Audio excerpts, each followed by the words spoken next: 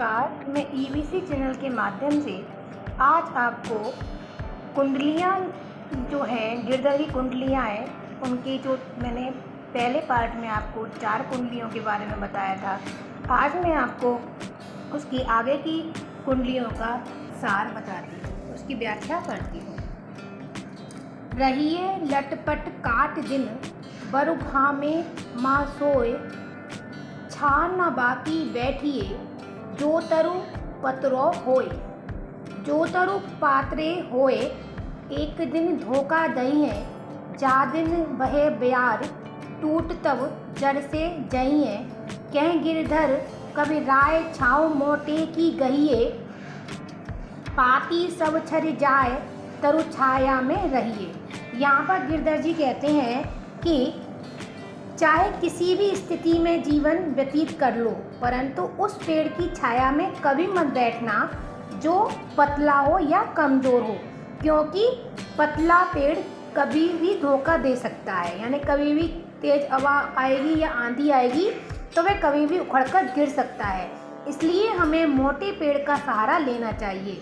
मोटा पेड़ आंधी का प्रहार को सहन कर लेता है। आंधी आने पर मोटे पेड़ के पत्ते भले ही झड़ जाएं, लेकिन उसकी डालियां और उसका तना सुरक्षित रहता है। अतः मनुष्य को चाहिए कि वह मजबूत पेड़ की छाया को ग्रहण करे।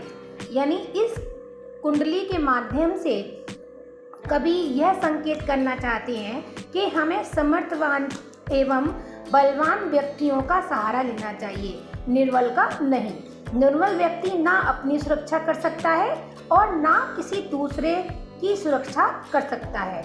इसलिए हमें अपने आसपास के सुरक्षित व्यक्तियों के बीच में रहना चाहिए। अगली कुंडली देखते हैं। पानी बाड़े नाव में, घर में बाड़े दाम, 2 हाथ लीजिए, यही सयानो काम।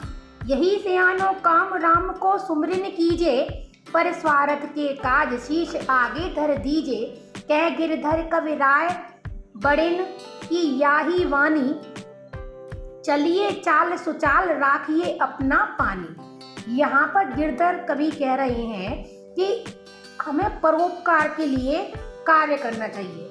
यदि नाव में पानी भर जाए और घर में बहुत सा अनाज, बहुत सा धन आ जाए, तो हमें दोनों हाथों से उसको बहाना चाहिए, दोनों हाथों से उसका सदुपयोग करना चाहिए। जिस प्रकार पानी में यदि नाव में यदि पानी भर जाए तो हमें दोनों हाथों से उस पानी को निकालना चाहिए, और हमारे पास यदि धन अधिक आ जाए तो हमें उसे परोपकार के कामों में लगाना चाहिए। यही बुद्धिमान लोगों का काम होता है। हमें प्रभु का नाम स्मरण करना चाहिए और परोपकार के लिए अपने जीवन का बलिदान भी दे देना पड़े तो दे देना चाहिए। तो गिरधर कवि कहते हैं कि बड़े बुजुर्गों ने हमें यही सिखाया है कि हमेशा अच्छे ढंग से जीवन पालायन करें। सही मार्ग पर चलते हुए अपने सम्मान को बनाए रखना चाहिए। केवल यही मार्ग पर चलने से ही अपने सम्मान की रक्षा की जा सकती है। अगली कुंडली देखते हैं। राजा के दरबार में जाए समय पाए, साईं तहाँ न बैठिए, जहाँ कोई देव उठाए। जहाँ कोई देव उठाए, बोल अन बोले रहिए, हंसिए नहीं हायार, बात पूछे तय कहिए। कह गिरधर कवि राय, समय सो कीजे काजा, अति आतुर नहीं होए बहुर अन खे राजा। यानी इसमें इस कुंडली में गिरधर जी कहते हैं कि राजा के दरबार में अवसर पाकर ही जाना चाहिए। हमें एक बात का सदैव ध्यान रखना चाहिए कि हमें अपनी हैसियत देखकर ही स्थान ग्रहण करना चाहिए, और कभी किसी ऐसे स्थान पर नहीं बैठना चाहिए जो हमारे स्तर से अनुकूल ना हो। यानी जो स्थान हमारे लिए है, हम उसी स्थान पर हमको बैठना चाहिए, क्योंकि ऐसे स्थान पर बैठने से हमें कोई वहाँ से नहीं उठा सकता। कवि कहते हैं कि ऐसी स्थिति आने पर हमें चुप रहना चाहिए। हमें बोलते समय अपने आप में संयम बरतना चाहिए। अनावश्यक रूप से जोर जोर से हमें नहीं हंसना चाहिए। जब हमसे कोई बात पूछी जाए तभी हमें उसका उत्तर देना चाहिए, क्योंकि यही व्यवहार कुशलता का लक्षण होता है। हमें अपने प्रत्येक कार्य करते समय हमेशा ध्यान रखना चाहिए कि हम किस स्थान पर कौन सा कार्य कर रहे हैं।